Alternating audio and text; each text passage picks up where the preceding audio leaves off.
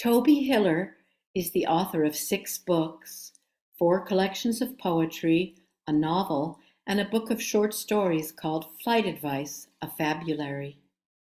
Her poetry in Flash can be found in a variety of magazines and journals, both online and off. She thinks the rivers are telling us something, and the forests repeat it daily. Toby's most recent book of poems is Crow Mind. Please welcome Tobey Hiller.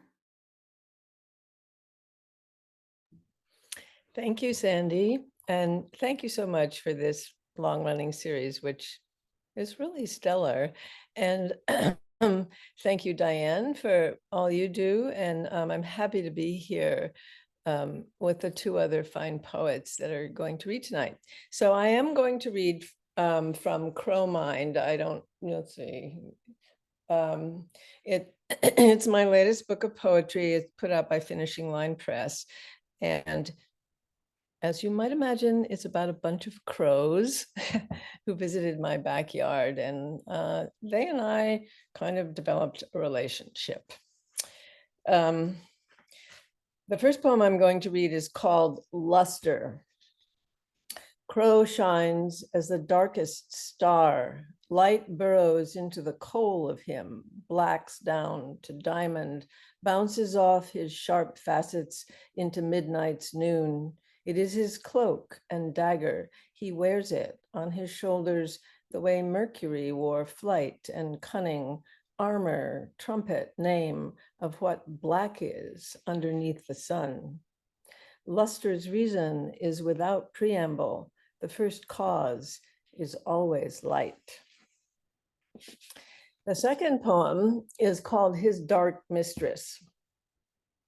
Crows pair off for life, so 2 of the crows that were coming were pair. His dark mistress, she's sleek as tempered steel, black as any midnight thought, empress of the south, or ninja, gleams deep shine, a dark more definite than light's absence, shoulders not so broad as his, defers, it seems, to his rough speech. But I imagine her alternate path through days branched gold and green of observation, arrow of her own. Her unique call he learns and yearns for when uncalled for silence erupts in Cawdor Castle. With it, he names her, calls her, "Where'st, wide call, call." At the water, she takes second sips. He bounces over her, short umbrella hop, waits, watches surrounding air, trees, any flick shadow of interlope arrival as she drinks. When a crow the flock knows dies, they gather. They make noise, cacophony. One in captivity fell silent for days when his mate died.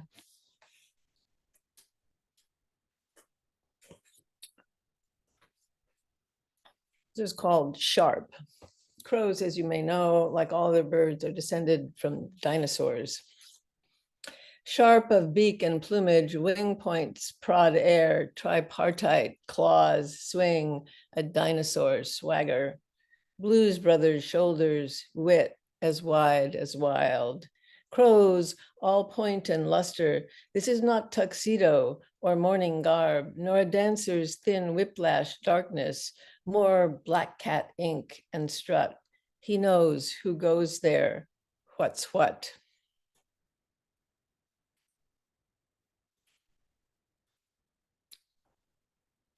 This is called She Bathes. They both fly in, drink, flex, peck, jump up on the rock, jockey. She elbows him a bit, keeps jumping down into water, and after the usual while, he flies off. She stays. Gingerly, she steps into the small waters, stands ankle deep, sits, fluffs her feathers, steps out, steps in, glances here, glitters there. Plumply, she settles down, flings water drops off wingtip, shimmies, turns.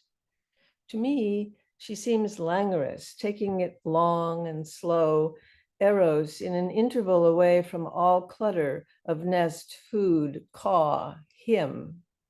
Meticulous beak trims and tidies. She preens wing feathers, plucks and presses. You might say primp. You might say pleasure. You might say self. He flies back and forth transversely a few times, calls. Other crows watch from branches. Maybe they're guarding. Maybe they follow tribal rules. But she's alone here in her bath, in her own crow mind, and what she thinks, whether flight or nest or itch, is hers alone.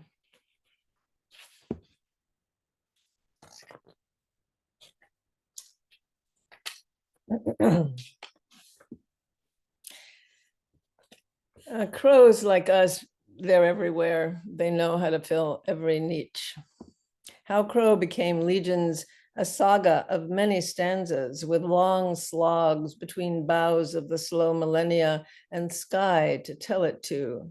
His tribe likes congregation, finds ways to gather plain-wise and catch as catch Kenny, sweeps a wide soar from veldt to forest, down to meadow and up to sky, gypsy bursts of clatterblack, minor thieveries, and rumors of war till the river's owned. Behind the garbage dump will do just fine. String and bottles, just two of what is underfoot. 4 and 20 will burst out of any pie. He calls it Saga of the Noonday Raven, blackest epic of them all. His eyes worldwide, his heart's as red and pulsing with all the hearts 4 and 20 chariots of desire as yours and mine. Come, brother, come, sister, he says. I will show you how to grow and grow.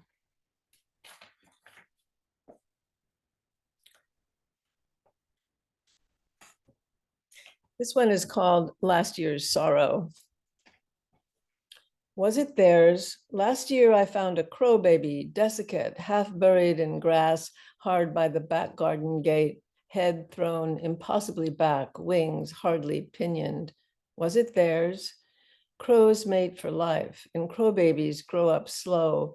For 3 or 4 years, they teenage between Zoom and Fortune, play fake doom and boom before they settle down to all that family labor.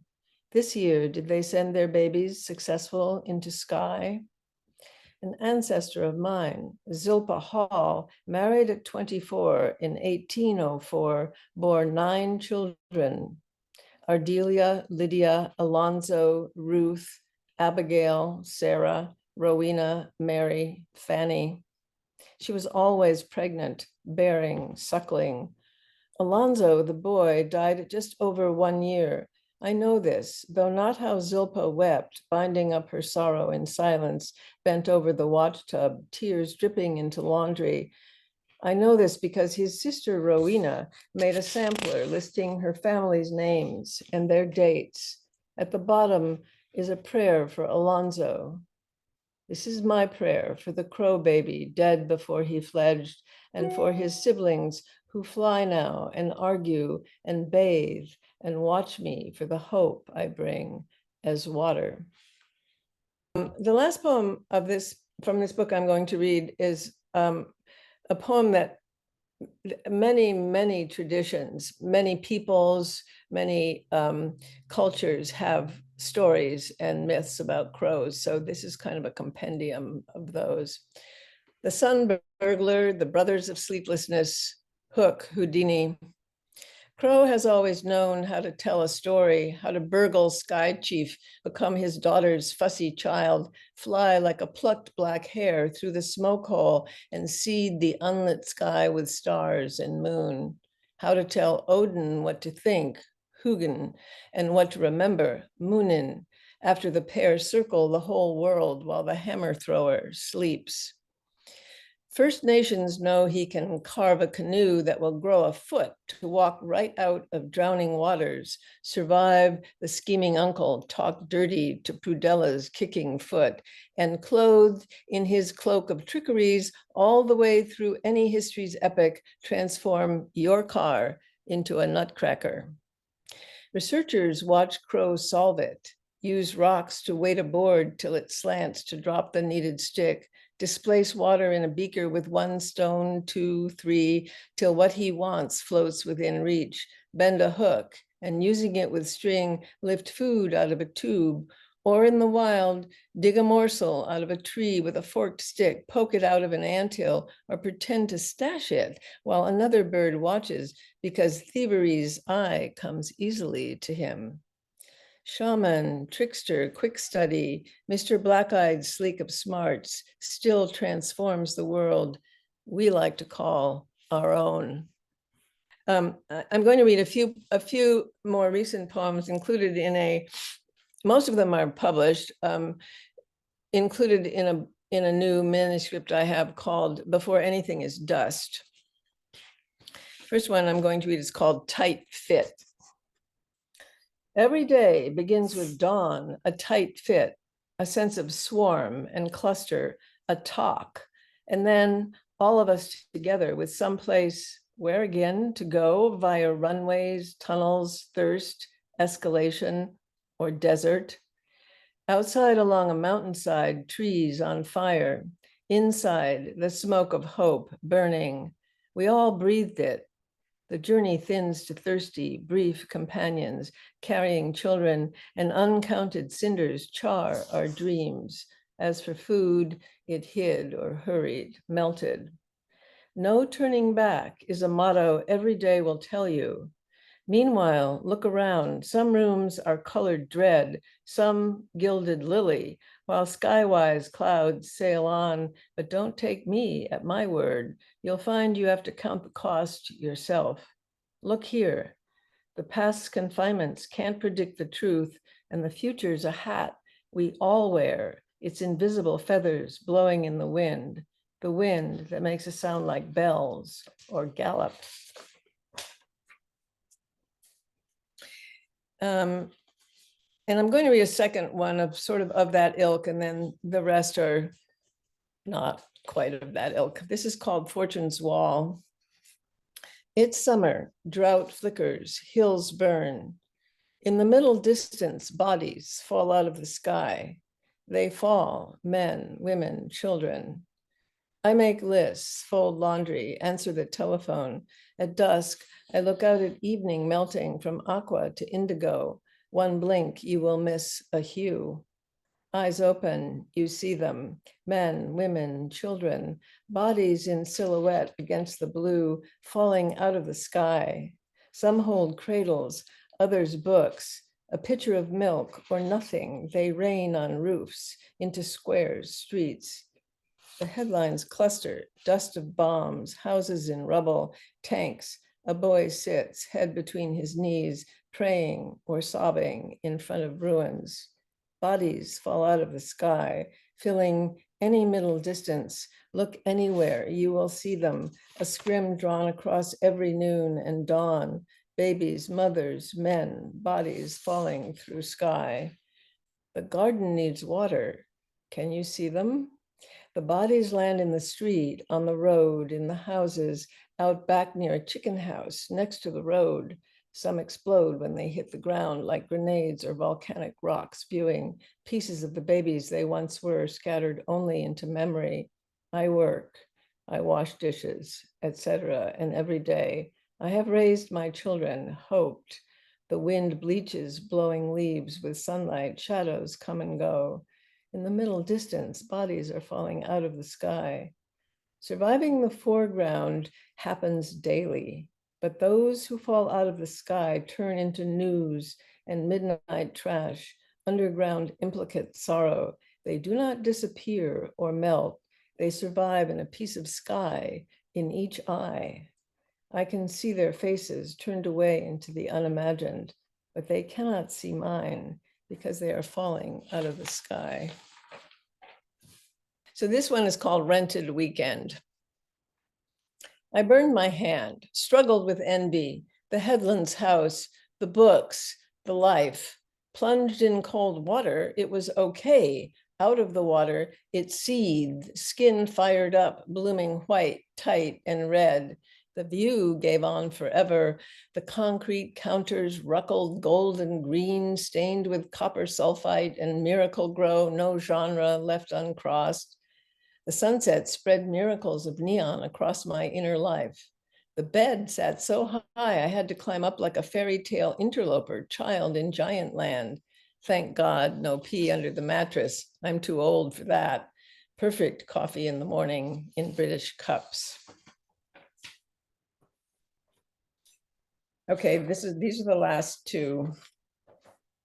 This one is called After Contemplating Wind, My Hands, and Certain Deadlines. The Latin has all fallen away. Also, all those years of many years ahead, and I want, I have, I must, to now victorious climate change, bumpy hands. And yet you'll say, no good in a poem. Oh yeah, who cares? And yet every second's blood is me, you, now and then, plus you, the everywhere, each the only miracle, along with wind, wolves, granite, grandfather tree, itch, all, end time, the invisible thief, teacher, black hole, heartbeat, conundrum. I could fall on my knees. The dove dusk in its blue verities, the kids, oh, the kids, and just what it is to be here, pronged luck of this draw. And this last one is a sonnet. It actually won first prize in the sonnet category in the soul making contest, called A Walk in the High Country. What matters? Is it still the moon, the spider fingers of the pine against skies blue, this incline where the granite boulder hides, the cup of cool its morning shadow drew?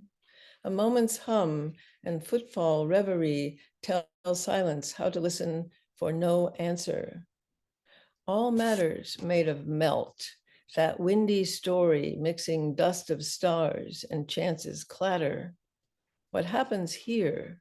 Rhythm of branch and sky, up and down of hills, brown of fall's desiccate plants, plunge of air into valley's open eye, deep iris shining there of mountain lake. What matters here? Our quiet walk, my grown son's easy presence up ahead, beloved Cohen. Thank you.